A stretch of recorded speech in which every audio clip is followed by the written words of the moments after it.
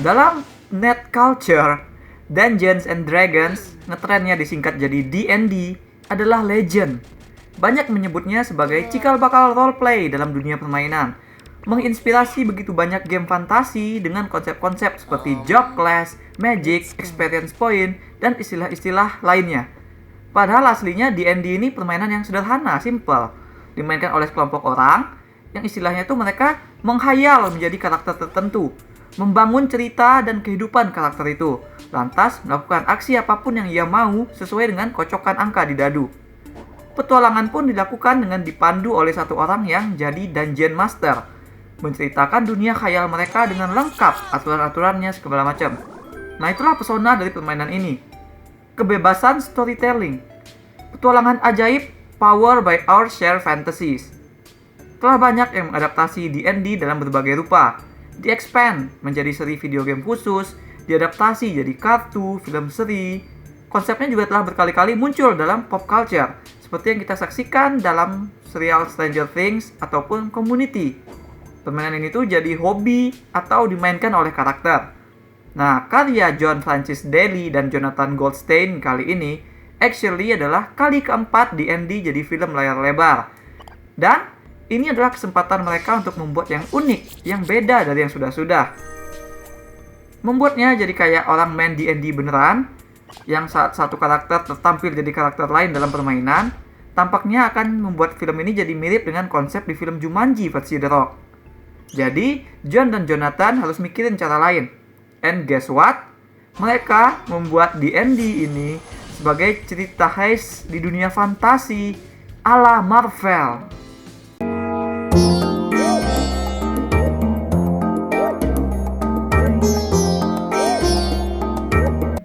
Aku suka sih setting fantasinya. Karakter-karakternya masih sesuai dengan job class masing-masing. Ada yang penyihir, ada yang warrior, ada druid yang bisa berubah jadi hewan. Protagonis utama kita actually seorang bard, pemusik. Di sini disebutnya Harper. Tapi perannya dalam kelompok adalah sebagai strategis. Dan kelompok mereka adalah kelompok pencuri. Nah, dari sinilah tertanam kuat arahan buat jadi cerita heist tadi. Jadi setelah kematian istrinya di tangan penyihir merah, Ed Gein, si Harper, nyari nafkah untuk anak perempuannya lewat nyolong dari orang-orang kaya yang culas. Dia ini beraksi bersama kelompoknya. Bagaimana mereka bertemu, kita nggak tahu karena masalah ini actually disajikan lewat montase eksposisi. Cerita justru mulai berjalan 2 tahun setelah Ed dan rekannya Holga, si wanita perkasa, tertangkap dan dipenjara. Ed dan Holga mau kabur dari penjara, bermaksud menemui kembali putrinya yang dititipkan kepada Forge, si conman. Tapi ya namanya juga penipu, Forge sekarang telah menjadi orang kaya culas, telah menjadi musuh ternyata. Putri Ed dimanipulasi untuk membenci ayahnya. Maka Ed dan Holga kini harus mencuri dari si Forge. Dan it's not gonna be easy karena Forge sudah punya pasukan dan penyihir sendiri. Ed dan Holga harus mengumpulkan kembali anggota-anggota lama mereka guna menyusup ke kota Forge. Nah, persis kan kayak cerita di film-film heist? Look, I know, ketidaktertarikanku sama genre heist yang trop-tropnya udah usang itu memang tidak lantas menjadikan film ini auto jelek. Untuk urusan fantasi, film ini toh memang punya arahan yang seru. Adegan-adegan aksinya tampak berbeda, keunikan karakter dimainkan oleh sutradara dengan kuat semua. Mulai dari Holga menghajar orang-orang, hingga ke saat party protagonis kita bahu-membahu melawan naga yang super besar, semuanya terhampar penuh energi dan tampak fresh. It also looks very good. Efek serta editing nggak terlihat choppy, mulus-mulus aja. Buktinya adegan panjang ketika Doric si druid yang lagi nguping dalam wujud lalat terus ketahuan itu tampak benar-benar seru dan intens. Dia akan dikejar oleh pasukan dan penyihir, dan kita melihat dia berusaha kabur dengan berubah menjadi berbagai macam hewan. Kamera tuh dengan dinamis mempertahankan perspektif kita lekat kepadanya, sehingga jadi seolah kita turut kabur bersama-sama. Desain karakter dan makhluk-makhluk pun tampak sama kerennya. Film ini memang bekerja efektif dalam membangun dunia panggung cerita. Development karakter dalam ceritanya pun berasa. Seperti tiang penyangga pada sebuah bangunan berdesain unik yang heboh. Tiang itu tuh kokoh, membuatnya semuanya tetap berdiri. Sebagaimana game D&D, masing-masing karakter di sini tuh dirancang sebagai orang dengan spesifik skill. Dan cuma skill itu yang mereka punya, cuma skill itu yang mendefine mereka sebagai karakter. Rancangan ini sesungguhnya merupakan ground yang risky karena bisa membuat karakter itu jadi satu dimensi. Nah, film justru mengembrace itu. Keterbatasan kemampuan membuat karakter jadi harus bergerak dalam kelompok, tempat di mana masing-masing mereka jadi bersinar karena saling melengkapi di sana. Keterbatasan itu juga dijadikan hook dramatis, bahwa mereka tuh jadi bercela karenanya. Beberapa dari mereka merasa worthless karena mereka bahkan belum benar-benar jago dalam melakukan satu hal yang harusnya define mereka tadi. Penyihir yang gak ahli dalam magic, tukang bikin siasat yang bikin rencana tuh muter-muter terus. Nah, gagasan film soal seringkali kita terhambat justru oleh diri kita sendiri masuk dari sini. Ed dan karakter lain akan belajar untuk mengakui kekurangannya sendiri dan bagaimana untuk tidak menjadikan itu sebagai kelemahan, melainkan justru sebagai kekuatan. Apa yang dilakukan Ed pada benda pusaka demi putrinya di akhir cerita benar-benar menutup plot karakternya dengan manis. Kita menyebutnya overthinking. Kita memilih untuk tidak mengejar sesuatu karena banyak mikir, seperti bukan untuk kita, banyak yang lebih jago, waktunya nggak tepat, dan sebagainya. Sering kita kalah sebelum bertanding seperti demikian karena berpikir kita not good enough. Padahal, seperti yang ditunjukkan oleh karakter film ini, justru pikiran kita itu yang jadi hambatan, bahwa ternyata kita boleh jadi cuma tinggal selangkah lagi dari sukses. Kita bisa melakukan apapun jika kita percaya kita bisa melakukannya, bukan karena kita percaya kita lemah pada hal itu.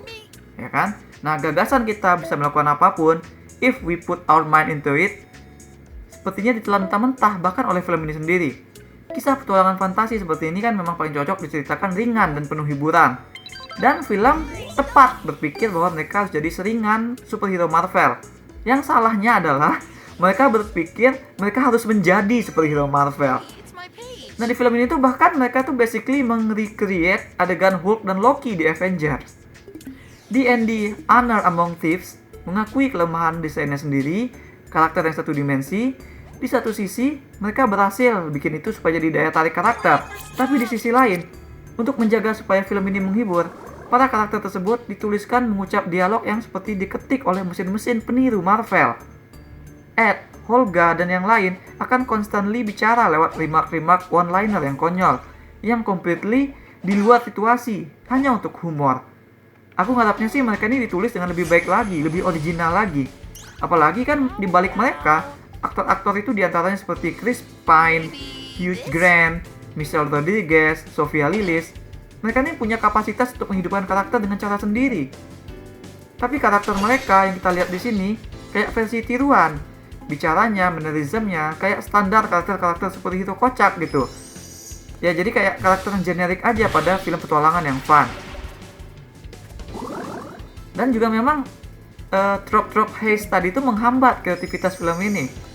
Batu yang cuma pengganti walkie-talkie, ngumpulin kru dan bekerja terbalik dalam memperkenalkan mereka alih-alih menjalin genuine dari awal. Turn, ternyata karakter ini adalah siapa, diajar atau enggak. Dengan itu, keseluruhan film jadi terasa generik. Sayangnya begitu. Bukankah trop haze itu sudah jemu? Kenapa cerita petualangan fantasi akhirnya harus masuk ke dalam kotak genre yang formulaik dan gak magic-magic amat? Plus, banyak eksposisi banget di sini. Game D&D memang bakal banyak eksposisi, ya kan? Karena ada Dungeon Master yang menceritakan semuanya. Tapi ketika sudah jadi film, kebanyakan tell dibanding show, jelas bukan bentuk yang bagus. Untuk memvariasikan eksposisi, film ini menggunakan komedi. Yang buatku juga nggak benar-benar bekerja dengan konsisten gitu. Karena beberapa adegan jadinya malah kayak pointless. Misalnya ketika si Ed menceritakan masa lalunya untuk pertimbangan dia dibebaskan. Ya kan, backstory dia, keluarganya, kelompok pencurinya, dramatis diceritakan di sini. Sebenarnya untuk ngasih tahu kita. Tapi dibuat seolah dia bercerita itu supaya dapat simpati dari para judge-nya. Ya kan? Oleh cerita itu dia dinyatakan bebas sama judge. Tapi kemudian film berusaha ngasih punchline komedi dengan membuat Ed kabur. Padahal nggak perlu lagi kabur sebenarnya. Nah, momen-momen kayak gitu tuh bukan malah membuat film jadi original, tapi jadi semakin terasa terlalu pengen absurd. Ya pengen kayak superhero kocak aja gitu. Film dari game berkonsep roleplay, namun sendirinya roleplaying jadi sesuatu yang lain. Tes original yang mestinya masih bisa sedikit dipertahankan jadi sama sekali hilang. Itu sih yang aku sayangkan dari film ini. Terutama karena sepanjang durasinya itu, kita melihat bahwa film ini bisa hadir genuine fun dan seru, lewat aksi-aksi petualangan fantasi dan laga. Ya kan, yang benar-benar memanfaatkan elemen fantasi sebagai karakter, bukan sebagai properti. Yang properti itu ya kayak waktu film ini membuat batu sihir jadi alat komunikasi jarak jauh. Kayak walkie-talkie di Haze Modern. Itu maksa. Karakter-karakternya juga lovable dan aku percaya mereka bisa melakukan lebih baik daripada jadi tukang nyeletuk lucu doang. Sebagai adaptasi dari board game, film ini sebenarnya berhasil masuk ke kotak yang adaptasi yang bagus. Ya kan? Mungkin memang nggak akan membuat orang tertarik pengen main D&D beneran, tapi paling nggak bagi yang tahu permainan itu, film ini cukup berhasil memasukkan elemen-elemen semuanya ke dalam bangunan yang berbeda. Nah, bangunannya itu saja yang kuharap bisa lebih original lagi ke depan. Masa sih untuk jadi ringan caranya cuma harus ngikutin template Marvel, ya kan? Explore lagi dong.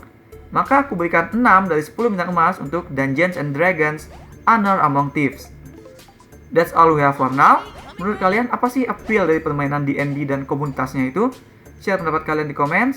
Jangan lupa hit like dan subscribe supaya nggak ketinggalan review-review dan playthrough lain. Kunjungi mydirtseat.com untuk review yang lebih detail. Kalian bisa juga kunjungi store mydirtseat di ciptolaka.com. Ada banyak kaos dan pernak-pernik custom yang unik, mulai dari film, musik, game, hingga wrestling. Thanks for watching.